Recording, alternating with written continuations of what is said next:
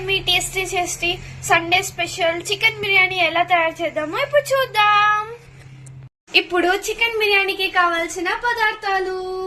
ముందుగా నీట్ గా కడుక్కున్న 1.5 kg చికెన్, నీట్ గా కడిగి నానబెట్టుకున్న 1.5 kg బాస్మతి రైస్, తగినంత సాల్ట్, తగినంత కారం, సన్నగా కట్ చేసి పెట్టుకున్న తగినంత ఉల్లిపాయలు, కావాల్సినంత పచ్చిమిర్చి, తగినంత కొబ్బరి గసాలు, తగినంత కొత్తిమీర, తగినంత నిమ్మరసం, తగినంత కరివేపాకు, అల్లం వెల్లుల్లి పేస్ట్, తగినంత పసుపు, 1 బౌల్ పెరుగు, 1 కప్పు ఆయిల్.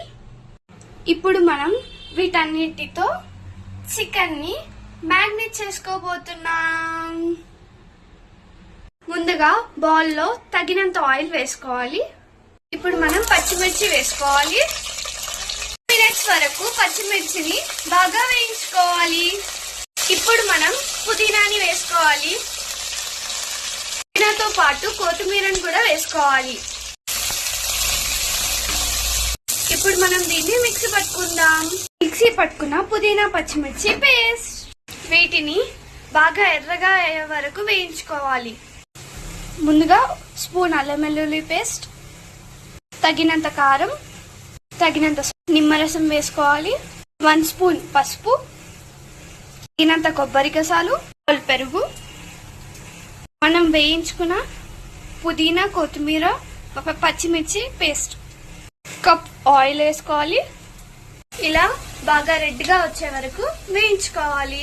వేయించుకున్న ఉల్లిపాయల్ని ఇందులో వేసుకోవాలి.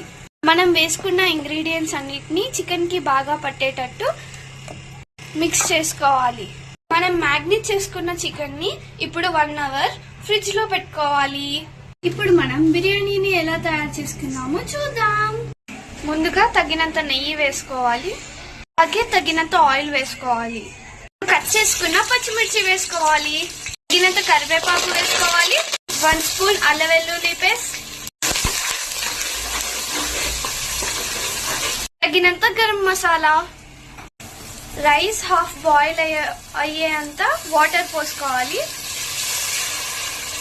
6 గ్లాస్ రైస్ కి 8 గ్లాస్ వాటర్ పోసుకోవాలి. తగినంత సాల్ట్ వేసుకోవాలి. ఇప్పుడు మనం మూత పెట్టేసుకుందాం. ఇప్పుడు మనం నానబెట్టుకున్న బాస్మతి రైస్ ని వేసుకుందాం. ఇప్పుడు మనకి ఈ రైస్ హాఫ్ బాయిల్ అవ్వాలి వరకు మూత పెట్టేసుకుందాం. ఇప్పుడు మనకి అన్నం హాఫ్ బాయిల్ అయింది. బిర్యానీ తయారు చేయడానికి కోసం ఇలా చేసుకున్న చికెన్ ని వేసుకొని ఇలా ఈక్వల్ గా పెట్టుకోవాలి. హాఫ్ బాయిల్ చేసుకున్న రైస్ ని వేసుకోవాలి.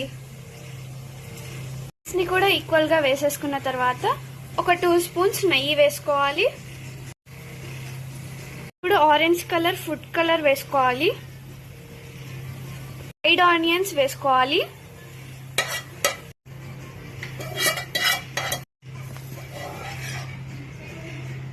ఏది లేకపోతే మనం ఇలా పిండిని పెట్టుకోవాలి.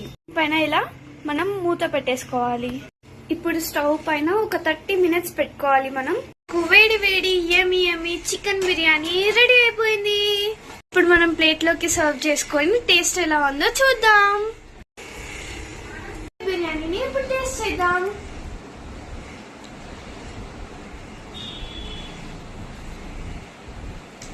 యమ్మీగా స్పైసీగా చాలా బాగుంది. మీరు కూడా తప్పకుండా ట్రై చేయండి.